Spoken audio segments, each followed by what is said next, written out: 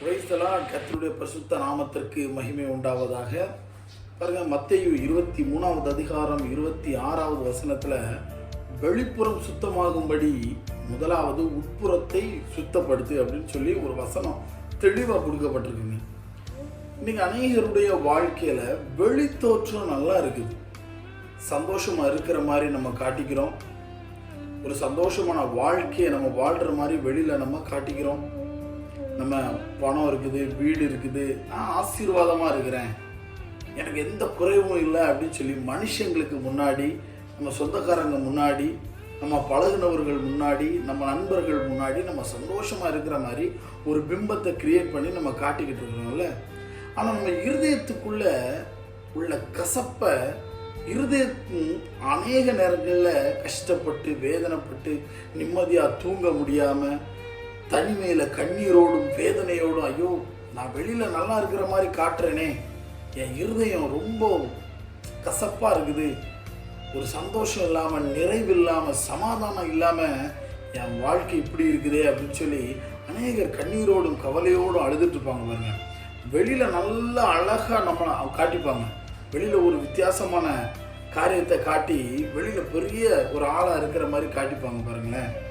ஆனால் இருதயத்துக்குள்ள பாவத்தால், சில பிரச்சனைகள்னால, குடும்ப பிரச்சனைகள்னால, பாவத்திலேருந்து அவங்களால வெளியில் வந்திருக்கவே முடியாது. ஆனால் வெளியில் பரிசுத்தத்தை குறித்து அவர்கள் பெருசாக பேசி கொண்டிருப்பாங்க, நாட்டுக்கு நல்லது செய்யணும், எல்லாம் ஓகே. ஆனால் இருதயம் எப்படி இருக்கு பாருங்களேன். இருதயம் அசுத்தத்தாலும் அக்கிரமத்தினாலும் மரித்தவர்களைப் போல காணப்பட்டு கொண்டிருக்கிறது, கசப்பாக இருக்குது. என் வாழ்க்கையில் கசப்பு தான் இருக்குமா, இனி என் வாழ்க்கையில் ஒரு இருதயத்தில் ஒரு நிம்மதி கிடைக்காதா, இருதயத்தில் ஒரு சமாதானம் கிடைக்காதா அப்படின்னு சொல்லி அநேகர் ஏங்கி தவிச்சு கொண்டு இருக்கிறாங்க பாருங்களேன். இன்னைக்கு பல குடும்ப பிரச்சனைகள்னால வெளியில் சொல்ல முடியாது. வெளியில் சொன்னால் என்ன, இந்த அங்கே இவங்க இப்படி இருக்கிறாங்களே, இவங்க எப்படி இருக்கிறாங்களே, நாட்டுக்கு நல்லது செஞ்சுட்டு இருக்கிறாங்க, ஊழியம் பண்ணிட்டு இருக்கிறாங்க, ஆனால் வீடுகளில் நிலைமை ரொம்ப மோசமாக இருக்குது அப்படின்னு சொல்லி நம்மளை ஒரு மாதிரி கேலியாக பேசுவாங்கன்னு சொல்லி யாரும் வெளியில் தங்களை எக்ஸ்பிரஸ் பண்ணுறதே இல்லை.